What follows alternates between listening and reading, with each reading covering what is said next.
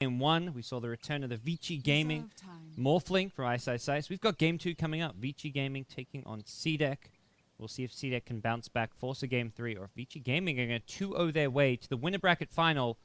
And then it's just one match away from the Summit 4, because 2 teams will be qualifying from China, so all these teams have to do is win this series and then one more, and they'll get 2 shots of it. So you lose that best-of-5 winner bracket final, you drop down to the lower bracket, and you get one more shot to make it to LA to compete for over $100,000 and more, and counting with the crowdfunding. Guys, it's time. Game number 2 coming your way. Lyrical, how you doing, buddy? Are you ready? Oh, I'm always ready. Super duper excited for this one. A great matchup already going to be seen.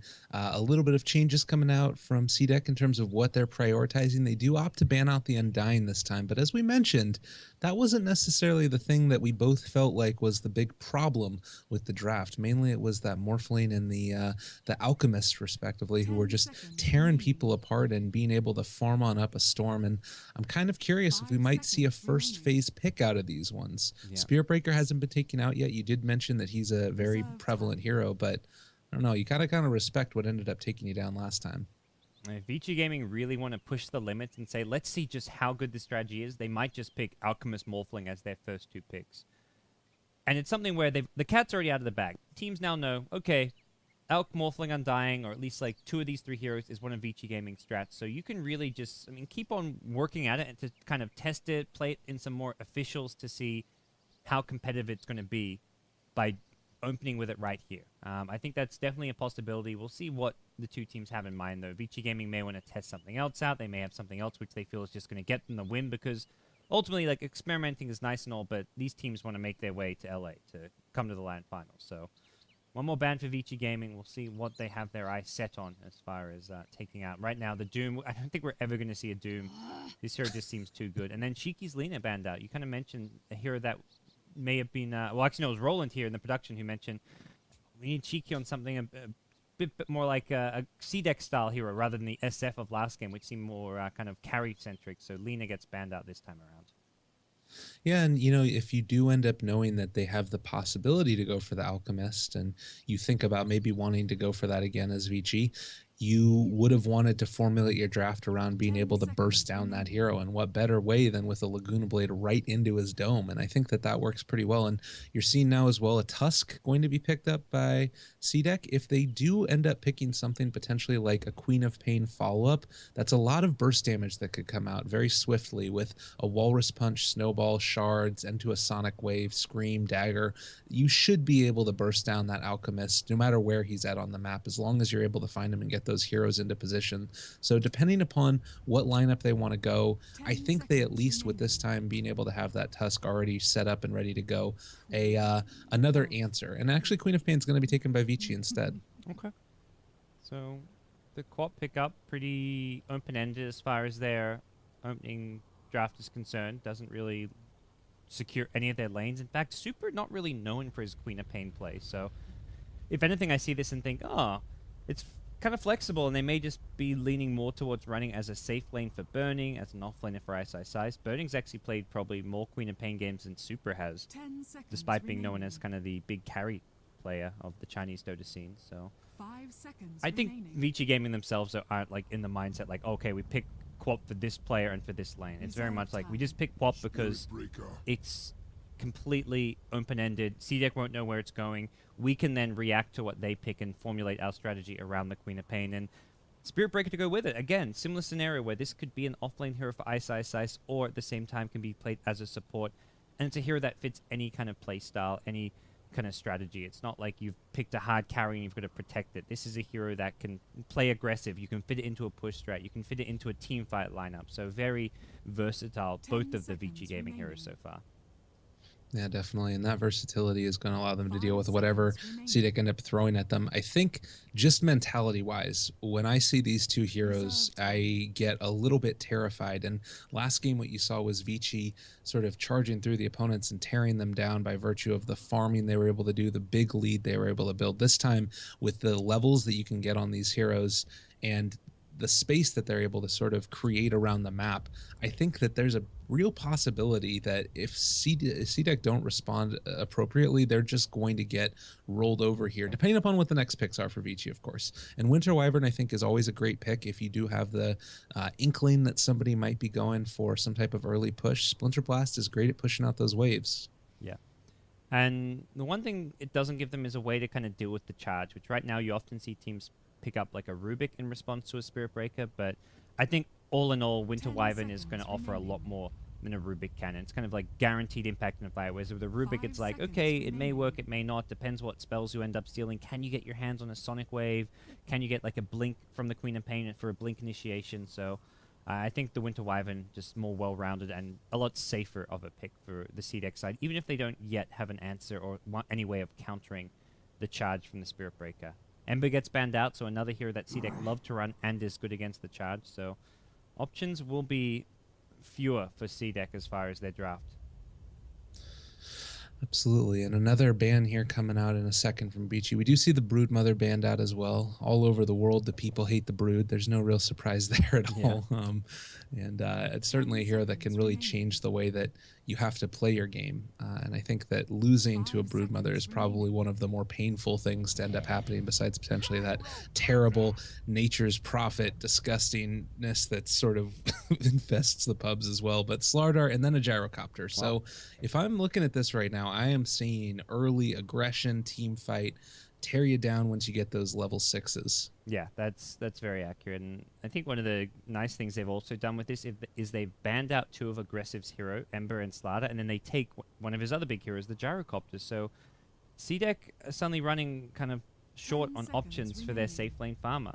Aggressive's other hero he played a lot of in 6.84 was Phantom Lancer, but that hero has one of the worst win rates in 6.85, just not a hero that seems to win games whatsoever, so I don't feel like it's a good pick here at all. CDEC for now will get a Darkseer, and I think they've really got to think hard about what they pick for their safe lane farmer this game, because that could just win or lose in the game right there. Yeah, Vici immediately respond as well here after the Gyro pick in the Darkseer with the Dazzle. And I love this pick right here because Dazzle, another hero that, while very, very defensive, can also be somewhat aggressive with a heal bomb, and Spirit Breaker being able to be all up in people's business. It seems like there's definitely that possibility. But as well as a Gyrocopter, you need that defensive support to keep you alive because he does attract a lot of attention. You're in the middle of people with call down, throwing out abilities. You want people want to burst you down. And if you're a Dazzle, then you're going to be able to keep them alive with the Shallow Grave. You get a full duration Rocket Barrage off on top of somebody. Likewise for CDEC, picking on up this Darkseer, it sort of doubles down on that potential to push out lanes while simultaneously have the ability to defend with the wall and vacuum. And then they follow it up with a big tanky Viper here. Yeah, not a particularly flashy or exciting hero, but a very solid one. It will just sit mid, win the CS battle, and kind of build up towards some of those key items that you might need for your lineup. So we're not going to see a lot of it's not a very active hero, but Shiki often plays heroes that kind of sit mid for a bit more, look more for the lane control, and then just group up with his team later on. It's Aggressive's hero which needs to be active now as a result. Something that can get a lot of benefit from the Iron Shell, the Surge, the Darkseer can provide. Slark gets banned out, so Vici Gaming are very much targeting bans on heroes that can kind of combo with the Darkseer. Yeah. And not a ton of options really left as far as where it's going to go. For Vici, I think that they still are very open-ended in terms of what they might want to do. It's starting to look more and more like this is probably going to be a Queen of Pain mid. I don't imagine it's going to be in the offlane there, but Spirit Breaker can kind of go either way at this point. And I kind of would like at this point, Undying has already been banned out, the Tusk's been taken. What do you think about something funky like an Earthshaker? Is that too outside of the meta at this point? It's all right. I think for Vici Gaming, it gives them a pretty good setup and here to have around for the Gyrocopter with the cooldown Rocket Barrage, so he can run in with the Fissure, guarantee himself a cooldown. If not that, you could even consider something like a Clockwork, but Beastmaster comes out, so it will be a support Spirit Breaker, it looks like, although Beastmaster as well, every now and then you'll see like a full position Beastmaster. I don't think it's particularly strong, though. Yeah. So I like this pickup a lot more than the one that I mentioned earlier. So the other key component that they were a bit missing was the ability to really have a ton of map control. And I think that that Hawk is definitely going to be able to give them the sort of vision over the Roshan area when that does end up coming up as well. And I think that obviously Vici don't have a great lineup to be able to take it themselves based off of what they have, but they have a great lineup to contest it, I think. And they probably can take it once they get a medallion up on somebody, but it's not going to be that like really early take that you see with the TA or something else like that. yeah. So CCX last pick, still most likely looking for their safe lane farm unless they really go funky and put the Viper there. I like the idea of something like a Jug. We saw the Jug last game from Burning, and I think it could work for aggressive to go for that Max Blade Fury fighting Jug with phased drums and just come to the fights early, smoke up with your team, go for kills. Works okay with the Darkseer. It's not the best Iron Shell hero to have, but it's still pretty good. Sven, though, going to be the hero of choice. So, similar kind of thing. Sven has a bit more late-game farm potential. Normally, when we see Svens in the safe lane, it's played in a very greedy fashion where you're maxing the cleave early, you have support stacking up the jungle, the Ancients for you, and you're not really fighting. But I'm curious to see if Aggressive says, look, that's not how I'm going to play the Sven. I want to go for the early treads, drums, and go running around with my Darkseer and go for kills. We may even see him go for the max Stormbolt rather than going for the cleave, which most Svens are doing. So I'm very interested to see which style he chooses for this hero. Yeah, or even going for something like a Blink Dagger as well to be able to hop on into the fray and chase on after these heroes. And you mentioned as well earlier, being able to interrupt that charge is really important. Sven obviously has the potential to do that. Again, the problem that you do end up facing with Sven is the mana concerns. And I'm, like you said, as well, curious to see how he deals with that. I think that that's where the treads and drums ends up paying off a little bit more for you. So a lot of answers, a lot of questions that need to be answered in this lineup. And hopefully CDEC have those answers for us and we'll be seeing what they are very soon. Yeah. So Vici Gaming will be running not an offlane Beastmaster, mid Beastmaster for Super. Kind of known for playing some of these tempo controller mids. He's done a few Beastmasters in the past. He played a lot of the Alk mid. He's kind of been less of the kind of carry, flashy mid player. Doesn't really play the Queen of Pains. The SF he plays, but he goes for the more kind of slow-paced, team-oriented mech BKB type build. So it will be an offlane Queen of Pain. Ice. Going to be handling that one, and that does leave Burning in the safe lane Gyrocopter. So all in all, I like this. I don't know if I think I like this, but I think Beastmaster as a mid, some games in the offlane he can just get zoned out and bullied too much, but as a mid you're kind of guaranteed to get a decent time on your Necro book and to be able to just have a high impact on the game. And despite being a melee hero, I think he should do at least okay against the Viper mid. He's going to lose the CS battle a little bit, but he should be able to at least get enough farm and a fast enough level 6 that when he gets level 6, you just call in like a Spirit Breaker charge or a Queen of Pain rotation, and suddenly you've got a kill on Viper. Yeah, I think you're right there. He probably is going to have to play it a bit more like a Magnus, where you end up just passing out those nukes. There's the snowball forward, and you need to get out of there very quickly. Heal bomb is going to connect onto 3, though.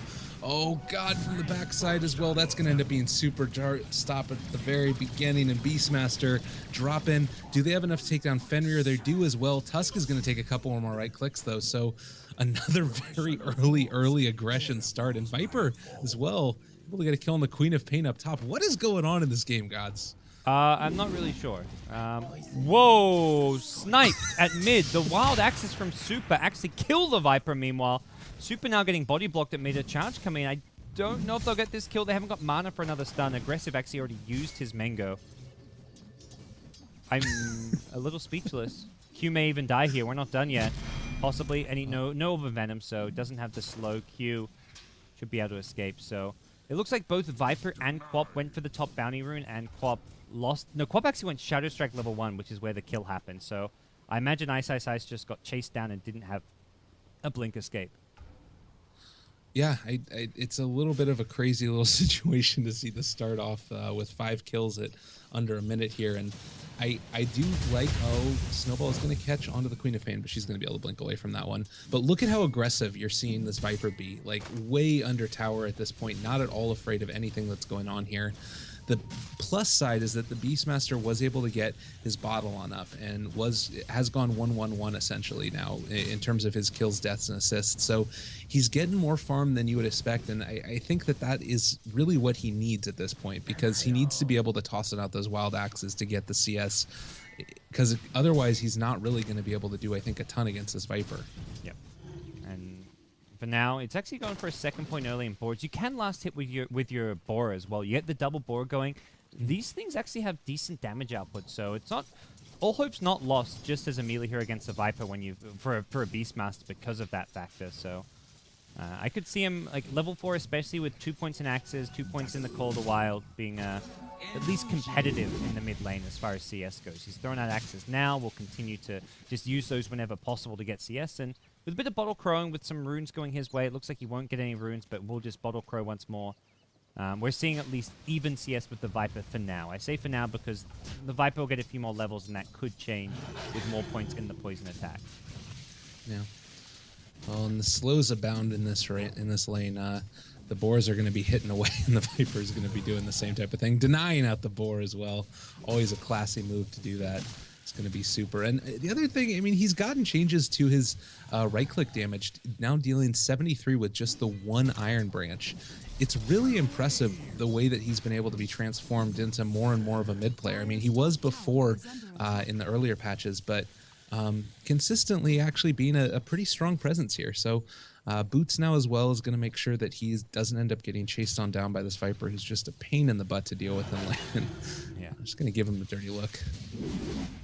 Trying to throw axes from afar just to get last hits now. And this is where Viper, when the lane's pushed out and Viper's level 5, he will keep you at your tower. You can't push him away with the boar because the boar is too squishy. So nice laning coming out from Shiki here in the mid against Beastmaster, but it still hasn't really punished the Beastmaster that much. He's still got similar CS. He's half a level behind, which is the main worry, and he is getting harassed a lot more, but he's still at least getting what he needs to out of this mid lane.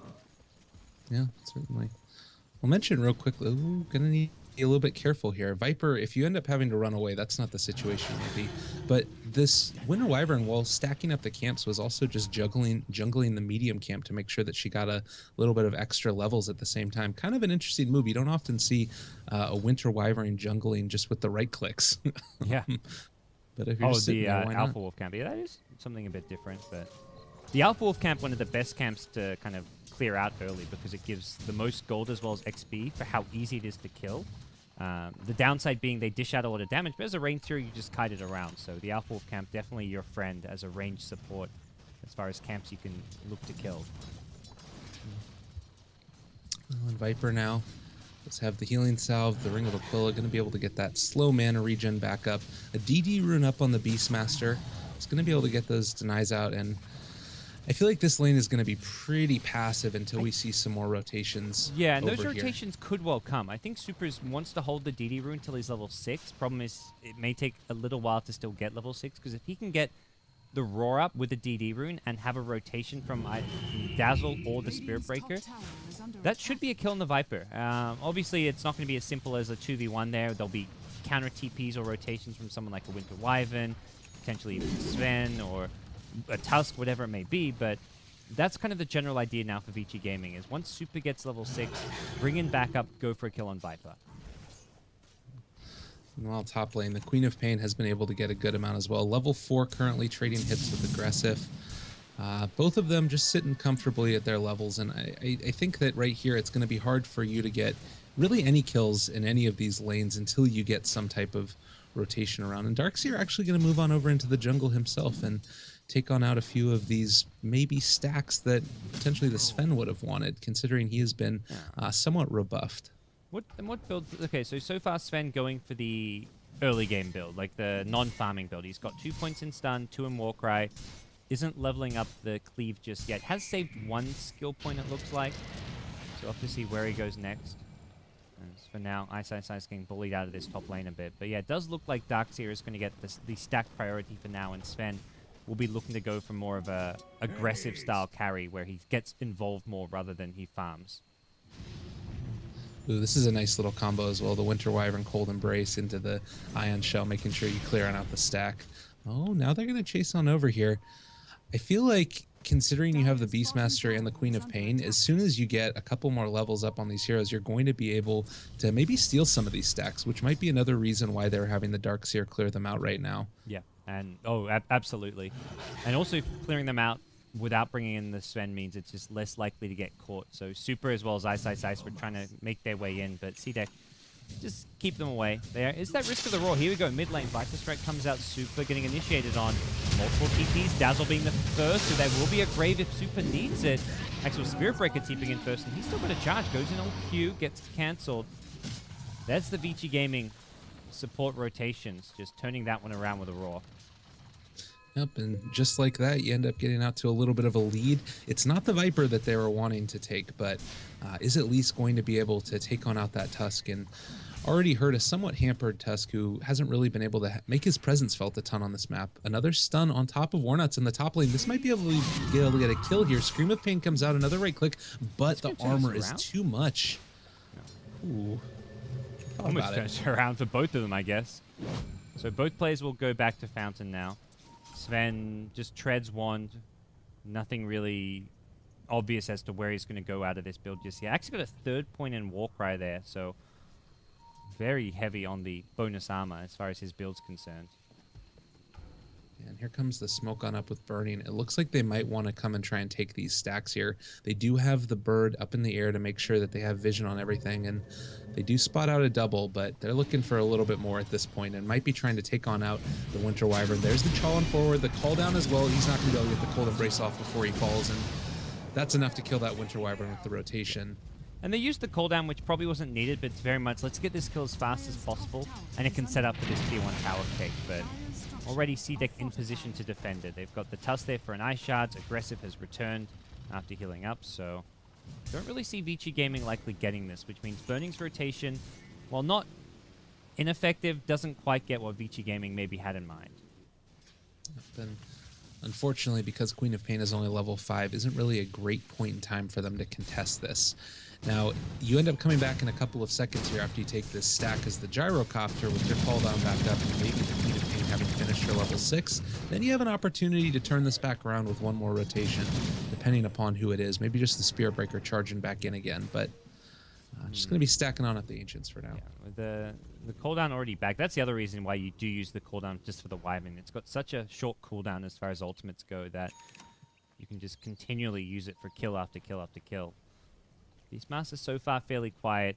Is going for what we see Fata do on his mid Beastmaster, which is just 2 points in the axes, you max your Call the Wild, and then go back for the aura. We'll have to see if he keeps getting points in the aura, but when you get the fast Necrobook, your Necrobook gets the benefit of the bonus attack speed from the aura. So you actually have better damage output with just 2 points in axes and max aura than you do maxing out your wild axes. So I really like this build that on the mid Beastmaster. He's such an interesting hero in the way that he works and sort of being able to use, I mean, obviously it's in the name, all of his little beasts to, you know, do his work throughout the whole course of the map. And I think creates an interesting dynamic there. FY might be a little bit of trouble. They're sort of squaring off against each other down on the bottom lane. There's the Warcry after they end up spotting him. Shallow Grave not quite out. Doesn't end up popping out the COD Strength. A couple of rotations. The call down is going to hit on the first time as well as the Rocket Barrage. Aggressive is going to fall, getting a scream in the ear and followed up by the Darkseer going down to the Beastmaster after popping the DD. Well, Vici Gaming, yeah, it's a big commitment of heroes, but they're killing off a Sven and Darkseer, 2 cores. So even if they bring 5 heroes for that, it's well worth it because who's actually farming on the side of CDEC? It's a support Wyvern up top who's just trying to get level 6, a Viper at mid. The Viper probably the scary of the two who's farming, but it's not a big deal. Vici Gaming didn't even have to bring 5, it was just 4 heroes. Fenrir was still at mid, so a very nice exchange for them. I feel like at this point, if Spirit Breaker was level 6, might have tried to go for that kill on the Viper. They are going to be able to get the charge on up into the top lane here. I don't think that this is really to try and get any type of kill or anything. He's just wanting to soak up a little bit of EXP so that way he gets his 6. And meanwhile, the Winter Wyvern going to TP down to the bottom lane to just push it on out, get her level 6 up as well, and should be able to get that maxed out Splinter Blast relatively soon to one-shot the range creeps.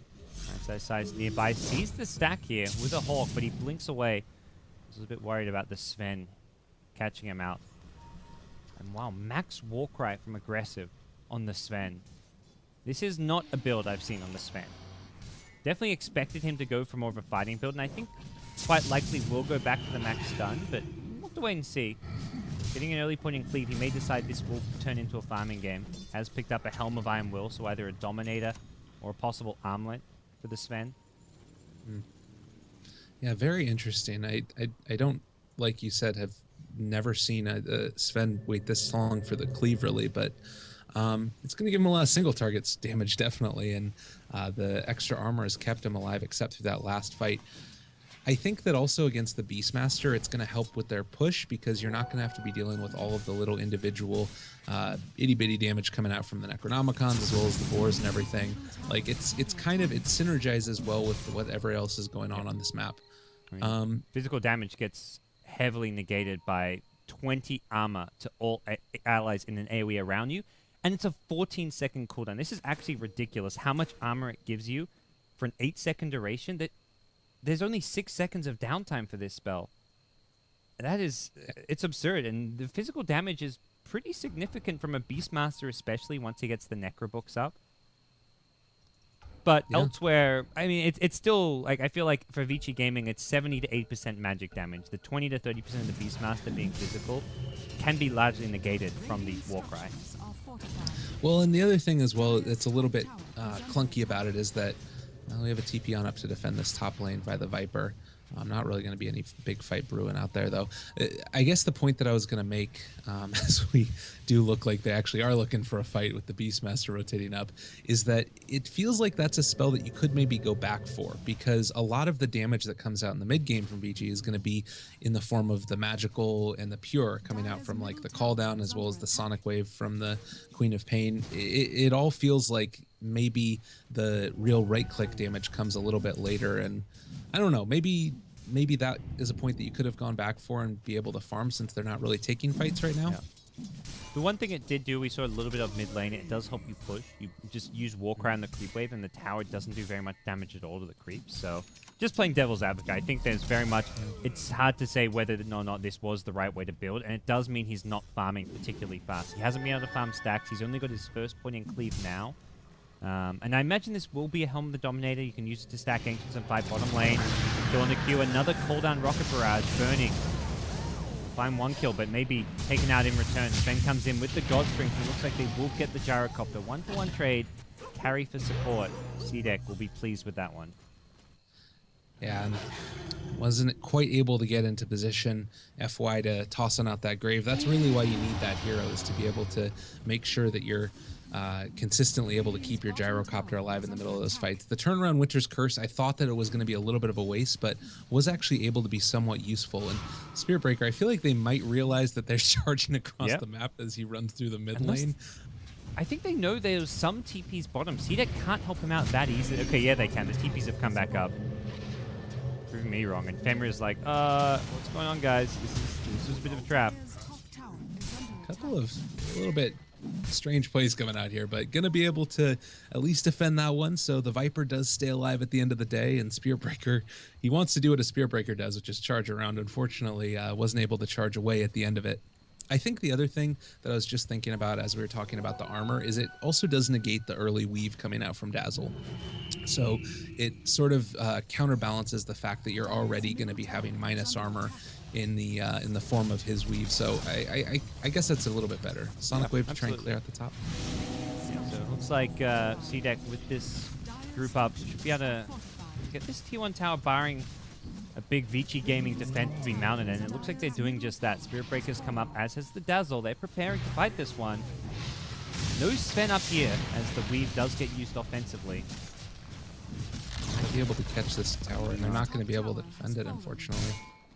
They just can't. This is the stage of the game where Viper kind of takes over. He gets really powerful. He didn't even have to go for the mech, so he's got treads and drums with an Aquila and the mech on the darks here. Very strong 5-man coming out of the CDEC side. Well, and I think that was something that I was thinking about in the laning stage here. We did see Vici try and prioritize shutting down both of the side lanes, and they were able to make it happen consistently. Winter Wyvern actually able to take out the Queen of Pain up top, expending the Winter's Curse yet again. But they didn't really shut down the Viper, and I feel like if you are able to shut down that Viper, once the gyrocopter gets a little bit fresh up in the top lane again, he really can't recover very well. So a little bit different, but maybe it's going to end up working out for them as well because you don't have... It's going to be able to get out of there. Let's say that was ambitious, but kind of reveals they had a lane ward as well. That was a long-range snowball from Fog. Mid lane, meanwhile, they're going on the Sven. Nope. Well, cancelled initiations coming from both teams. They're thinking about it. They definitely want to potentially get aggressive. These are both sides that I feel like want to fight early and often. And given the lineups, whenever you have a Spear Breaker on your team, we saw there a little while ago, he wants to charge on in. He wants to be able to battle. Gyrocopter as well. Going to be working on that Sanj and Yasha and going to be able to consistently toss out those cooldowns. Both of these sides ready to go if it does come to that. FY in the mid lane is going to have to grave himself. Roar does come out as well as a charge in on top of them. The Wild Axes do fall. It is going to finally be the Dazzle Dead, so they're not going to have a grave for this fight. Cold Embrace is going to be able to keep alive this Viper. This might not be the initiation that you want to be able to go for. Fenrir is going to fall yet again. Does Ice Ice have enough damage to be able to burn this back around? And I don't think so. They need to disengage at this point. No, another vacuum back. They're going to be able to catch on the super. He's going to fall. Cooldown on the several heroes is doing a lot of damage. A sonic wave onto everybody. They're turning it back around, and we're going to end up seeing the Sven fall yet again to the rocket barrage. 4 heroes dead just when it looked really bad. Oh, and then jump forward. Wow. That was just 2 heroes, Quap and Gyrocopter, winning that fight for Vici. The Sonic Wave and cooldown could not have been better. How did she have that? Didn't it she just came use up. It up top? That was a little while ago. It wasn't up when the fight initially broke out. I clicked the Quap and it was like 10-15 seconds away. And then when Gyro showed up, it was just the stars aligned. They had the wombo combo they needed. And the fact that CDEC had like a 4v2, they felt confident like, oh, we can actually chase down the Gyrocopter. It doesn't matter if he hits a cooldown because they were fine against the cooldown. It was the Sonic Wave as the 1-2 punch that secured all those kills. With just a cooldown flak, Gyro was not going to have the damage he needed. It was just barely enough out of Vici to team wipe CDEC, not just turn it around, stay alive, and get a kill or two. That was like a 2v4/2v5 scenario coming out of Vici Gaming. It goes to show the communication that you've got on this team right here and the ability to sort of communicate. I'm sure that in that moment right there, they were yelling at each other over TeamSpeak or whatever software they're using, like 10 seconds, hold out until then, and they wanted to turn it back around, and we're able to make it happen. Meanwhile, now we're going to see the blink away. No, not able to get it. Ice does fall to the Winter's Curse. Unfortunately, Dazzle does manage to get in time to toss out the Weave, but not the Grave, and Queen of Pain is going to fall. Going to charge in again. It's going to be able to land on top of 2, but this is still a little bit ambitious. I'm never going to doubt him again, though. Buyback on the Queen of Pain. She's actually in the middle of all this. 25 seconds until the Sonic Wave is back up.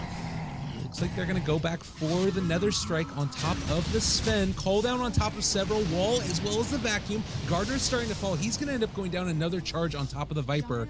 And that's 1 hero dead for each side now. The Tusk and the Spear Breaker. They're going to call it off for now. Nice, ready to go with the Sonic Wave soon. But I think it's CDEC who maybe have the better position to keep on fighting. If with a blink stun, they can find a good jump. Not to mention Viper Strike back up, and there we go. Sven blinks in, goes in on Ice, who gets Grave. Does look like that'll be enough for Ice to stay alive. Necro Book level 3 is also picked up for Super, so going to start to play a big role in these fights despite the heavy armor advantage that they do have. I think also now the Aghanim Scepter going to be finished relatively soon on the Quap, only 800 gold away from finishing that one off. That is going to play a huge role in terms of their ability to really contest and fight against this squad that's really backboned by the Viper. Considering he does already have the 15 armor, the ability to have that pure damage to pierce on through it is going to play such a big role, and have that on a consistent low cooldown, 40 seconds with that Aghanim Scepter. Yeah, no, that'll be really handy for them. So we'll see. Probably just head towards the top lane to try and finish that one off. Have to be careful though, because CDEC I think will continue to try and fight, be aggressive. This Viper is just getting bigger and bigger as time goes on. Yasha now 2.6k gold, so potential SMY pickup, potential Manta style, even just the casual Yasha, pretty nice item to have as a Viper. But gaming, it's Gyro who's still the top of the net worth chart, so the standard kind of phase, SMY, BKB build will be the name of the game for Burning. What do you think about the blink? Oh god, they're actually going to jump up on Queen of Pain again. Already, they're gonna have a vacuum to follow, and have they got the damage? Not quite 20 HP. Barely escapes. Another blink coming, but it won't be soon enough for Sven to chase it down. What do you think about this blink pickup for the Sven? Do you think that he's going to be tanky enough to deal with the massive magical damage that's been coming out? I think it's okay. If you want to tank it up against the magic damage, you go for a BKB, but if you go for the BKB too early, then you really suffer. Just from hearing what people like Envy have talked about when they're casting, and what you see with a lot of players and carry when they go for a fast BKB. Yes, it's an item that you have to buy this game, but if you buy it as your first item, it gets down to 5 seconds too damn fast, and that's really a big loss for a core hero who you basically want to try and hold off getting the BKB as long as possible. That's kind of, to me, what's become the general rule. If you can fight without it, that's why SMY's become so popular, because it's an item that gives great stats, gives you survivability in the form of hit points as well as movement speed. It's going to be a better option to get an item like that and then get the BKB later. So we're seeing more and more SMYs into BKBs. Not because SMY is an amazing item or gives you anything that exciting. I mean, you look at what BKB does. It's magic immunity. SMY, it's stat points. Like, SMY doesn't actually do anything crazy, but the only reason people buy it before BKB is because they don't want a fast BKB. BKB is a weaker item the earlier in the game you get it. And that's where I think Sven, he hasn't gone for an SMY type item, he's gone for a Blink, but if he got the BKB here instead and goes for the survivability option, he's going to struggle in the late game. So he gets the Blink Dagger first. Now we can go back for either a BKB, an SMY, something to kind of transition towards that late game item that can give him some survivability as well as damage output. Gotcha. Well, and I think also here as well, the fact that you're getting a couple of Glimmer Capes up on these other supports does probably make a big difference in terms of your survivability against that magical damage. So I like it. The always aggressive, wanting to be aggressive, makes a lot of sense there as well to pick that one up. And it looks like he is going to be going back for it now after the fact. Yeah. Yeah, BKB recipe has been bought. So Gyro gets the bottom tier 1. CDEC unable to get in position to defend this one. Aggressive just pops a casual ulti. May look to farm up these Ancients with it, though. Yeah, looks like that's the plan. Was pinged out. Vici Gaming know about this. Potentially wanting to contest it, but you got that God Strength coming out level 2. That's a lot of damage very quickly. You're not really going to be able to get there in time. Aghanim Scepter now finished on the Queen of Pain as well, so she's ready to rock and roll. I think that there's also this sort of moment here for Vici where you don't necessarily want to fight before the Aghanims if you know it's coming quickly, because the cooldown is obviously so long before you end up getting it that just waiting those extra couple of minutes is, or even just minute or two that it ends up being, is pretty important. Do end up seeing another little range creep off to the side here that's going to get charged by Spirit Breaker. Hey, so much hate. It stopped a stack. just took away about 150, 200 gold from your opponents. I guess that's worth it. Yeah, it's totally. Why not? It's a pretty cool little play there. I always like to see those little things. It reminds me of the what was that? The Arteezy denying out the sniper from the creeps down there in the bottom lane. I don't know if you guys know what I'm talking about, but whatever, it's fine. I remember it. It was beautiful. 5-man smoke on through the mid lane, and they're going to look to try and contest down here and potentially see if they can find somebody taking the stacks, but not going to find anybody home. Oh, going for Roshan maybe. Ooh, they have Hawk on their side, so they may be able to spot CDEC coming in. Right now, CDEC grouped up near this mid lane, so they can respond quickly. They've got a smoke of their own, and now may be the time to use it, but they've got to go fast, and it's going to be a Surge Viper illusion that scouts it out, but they're too late, it looks like. Roche is going to be dead already. I say that, CDEC, though, they're approaching this one. Charge on in, Sonic Wave on top of 3. They are going to be able to get the Aegis up on the Gyrocopter. He pops his BKB as well. Darkseer dropping a little bit low. We do have the Winter's Curse coming out. Viper is able to take on down the Spearbreaker now and looking to chase a little bit further. Queen of Pain is up there on top of the Darkseer. She gets the Shadow Strike out, but the Snowball might have saved his life. We'll see if he's going to be able to survive with the Glimmer KP. I think that he's going to be okay here and just going to be able to get away from that one scot-free, only losing the Winter Wyvern for the Spearbreaker. And Aegis and Roshan claimed by Vici Gaming, so all in all, good result for their side and for CDEC. Unfortunately, not being able to contest Roshan, but still not costing them much. They're still sitting fairly solid on their core heroes. Viper especially farming really well. Now has a Manta-style Sven. Starting to get some good catch-up farm. Has gone back for the cleave we talked about, and we'll have the BKB in a few seconds here. So we'll see Sven kind of build towards that late-game fighting items that will help him out, but not going to be easy to fight with a BKB. There's Raw as well as Nether Strike to go through it. Sonic Wave does damage through it, but most importantly, it's the control that the Beastmaster and the Spirit Breaker can provide. Definitely. It's always such a pain when you're in there just wanting to try and hit away at those creeps and you end up getting knocked off course by one of those big old spells. And now with Beastmaster having the Blink Dagger as well, if you do end up getting into a situation where you want to try and find some type of initiation with the blinked forward by the Sven, if the Beastmaster's sitting behind you, you're going to be able to jump on in and disrupt the engagement. There's the jump forward. Roar is going to end up catching onto the Tusk, and he's going to fall apart immediately. Just too much damage. Yeah, nice little free pick off. It looked like the Hawk giving vision they needed overhead there. It will expire now, but just using the map control advantage from the Beastmaster to take objectives like Roshan, to find pickoffs like they just did. Aggressive throws another Godstring here in the mid lane. Needs to get the BKB off, does do so. Knows there's no Raw to fight into, but Nether Strike could come soon here. Burning in the mid lane, has the BKB up, pull down there. The Winter's Curse is used. Sonic Wave completely off the mark, and it's aggressive on the Sven. He's trying to get a blink out, should be able to do so. Gets up to the north, onto the cliff here. Nice Ice still chasing, but won't be able to catch up to him. So just the Tusk kill. A 5v5 fight and one dies. It really feels like these teams are just going at each other, but not many people are actually going down because of the great support and defensive plays coming out from Glimmer Capes, Cold Embrace, great stuns from a Spirit Breaker. But aggressive, I say that, he may still die.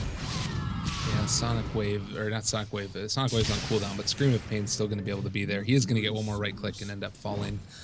The Sonic Wave was able to bring down the Sven a little bit, but he was the only one it hit onto, and that is definitely one of those spells where you want to be able to get it on the multiple heroes. Thankfully, they were able to get the kill off on the Sven at the end of the day, which I think does kind of make up for it. We do have a charge on over into mid. Spirit Breaker seeing the Viper does end up canceling that one. 2 more minutes up on this Aegis. We'll see if they try and take an objective with it.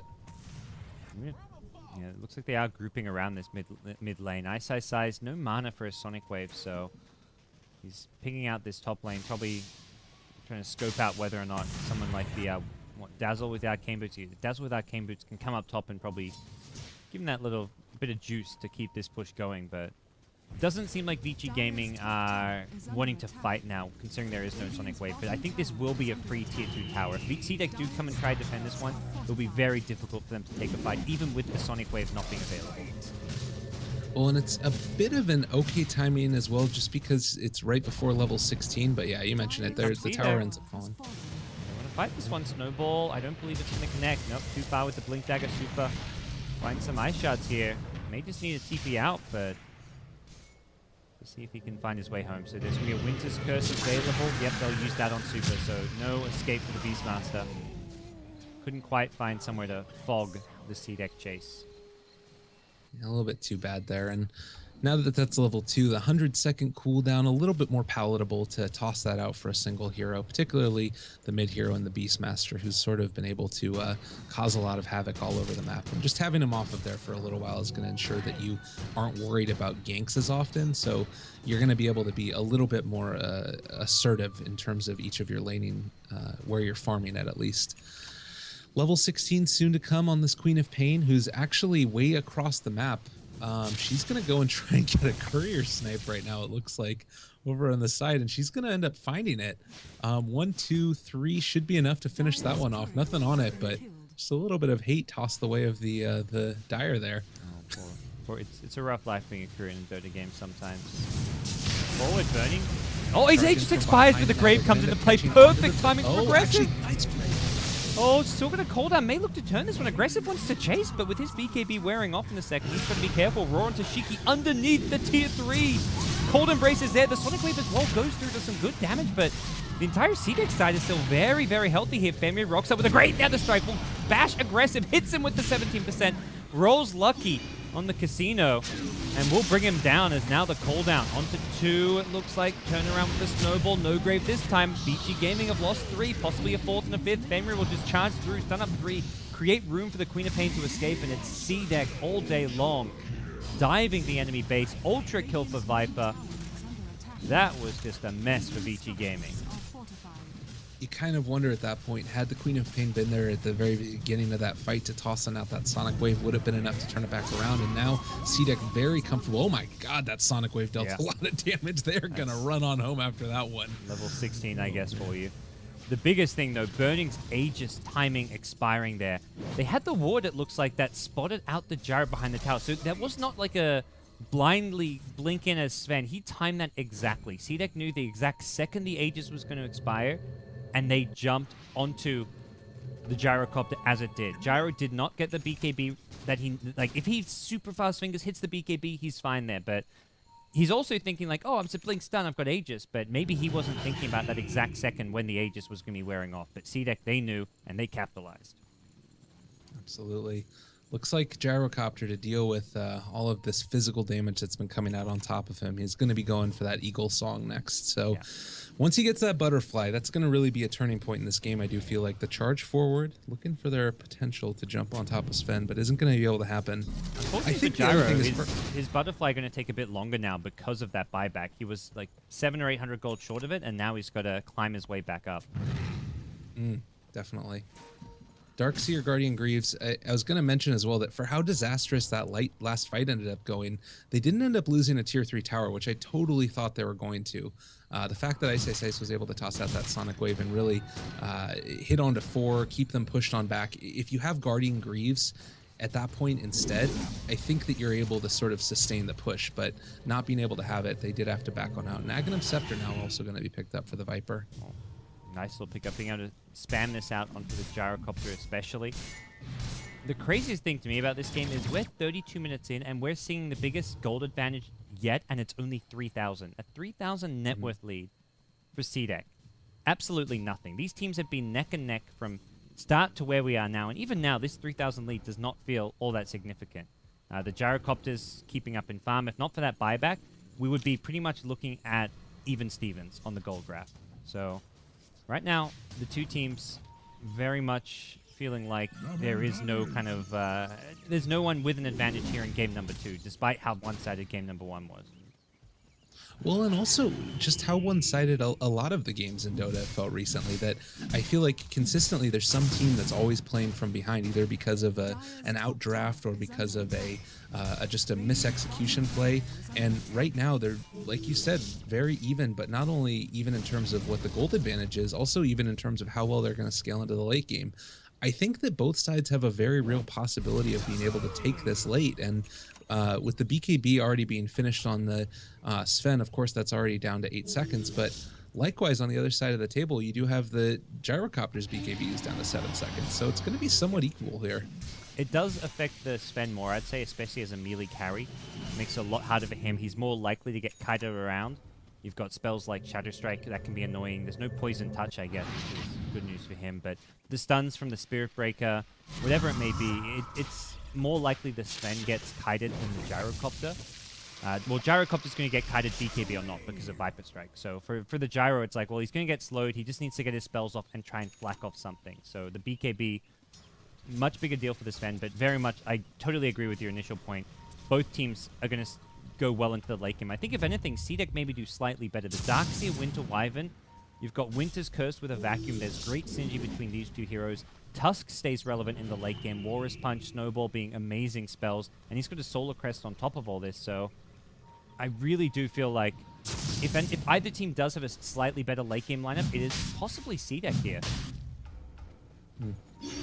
Well, and we'll see how it ends up working for them. I will say also the wave clear for Vici is pretty good in this matchup. It's about to get better, by the way, with Queen of Pain building towards an Octarine core. Oh, jeez. 30-second cooldown. That is pretty disgusting. Once per creep wave if you want. It's no longer every 40 seconds. You go down to 30 seconds, which is exactly how long it is between creep wave spawns. Oh, there's the roar on top of the Winter Wyvern. That's the person that you want to take down at the very start of this fight. Does end up getting eliminated there. The Gyrocopter staying alive with the Shallow Grave. Does end up getting off the cooldown as well onto several different heroes here. Need to be able to get on out of there. Viper does take down the Dazzle. Both defensive sports. He's going to be able to make his way out. Oh, God, the stun. Dodged by the Beastmaster. Turning around a little bit more. Oh, going to be able to stay alive through the Snowball with the Tusk. Nicely done there. Needs to get denied in a second, though, I believe. We'll see if that ends up happening here, or if he's going to survive through it. Glimmer, that's going to be enough for him, I guess. All right, blocks a bit of the magic damage, and we check out Roshan, which not going to be the easiest, but Sven has lifesteal. Viper has plenty of damage, so successful team fight for CDEC. Man, I can't believe, and it really felt like they would have been able to kill the gyro there. I don't think they had the detection. They had the gem, which I think was initially lost, but then recovered. Super now getting put out in the jungle. Viper, they actually stopped just going for Roshan to get these couple of kills. Burning now, he will end up dying, and Shiki is on a beyond godlike streak. Viper, I normally think, oh yeah, it's great in the early game, can push down some towers, he's kind of boring to watch. I mean, this has not been like an exciting, like, oh my gosh, Viper's making all kinds of plays, but he's not falling off like a Viper normally does. This has been a Viper who has maintained his presence for 4 stages of this game.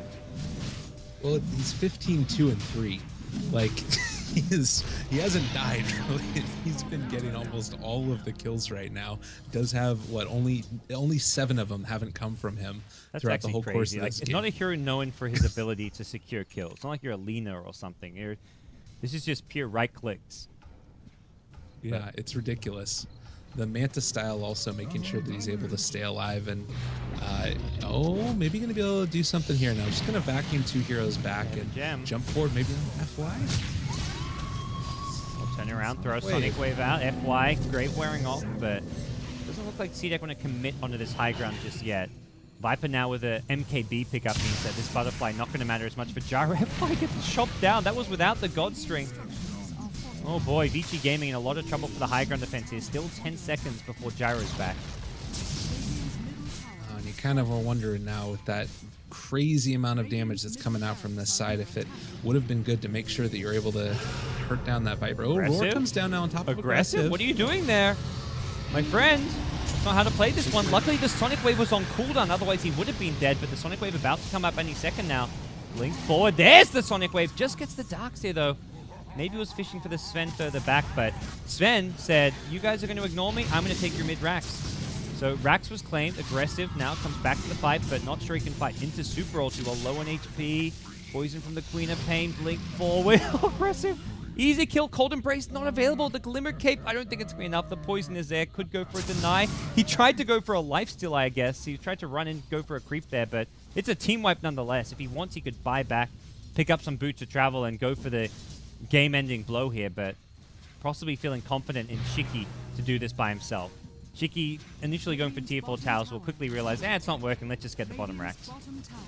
He was really the game changer again in that fight. They just can't burst him down. They don't have enough damage to make it happen right now. Like, even if you roar on top of him, you Sonic Wave on top of him, you throw the call down, everything else there, with the Glimmer Capes potentially being able to get tossed out on top of him, as well as just the 2200 HP he's got right now. He's so ridiculously tanky. And the Viper has taken over this game. Well, that's it. GG is called, and we are going to a Game 3 decider here in Vici Gaming versus CDEC. Winner bracket semifinals of the Summit for China. The winner of this series is just 1 match away from coming to LA, and they'll have 2 shots at that 1 match. First in the winner bracket, and then in the lower bracket, as there'll be 2 China representatives. So fantastic series is brewing. We're going to a Game 3 decider, and I don't really feel like there's a clear favorite going into Game 3 right now, Lyrical. No, not me either. And I'm curious if we're going to see some more craziness coming out from Vici that ended up winning them the first game, or if they're going to be able to just be confident in their straight-up play that we saw a little bit more normal and towards the meta this time around. We'll see what they go for. Yep, well, we will see, guys. Stay tuned. You're watching the Summit 4. We've got myself, Gods, and Lyrical bringing you Vici Gaming versus CDEC, game number 3, coming up after this.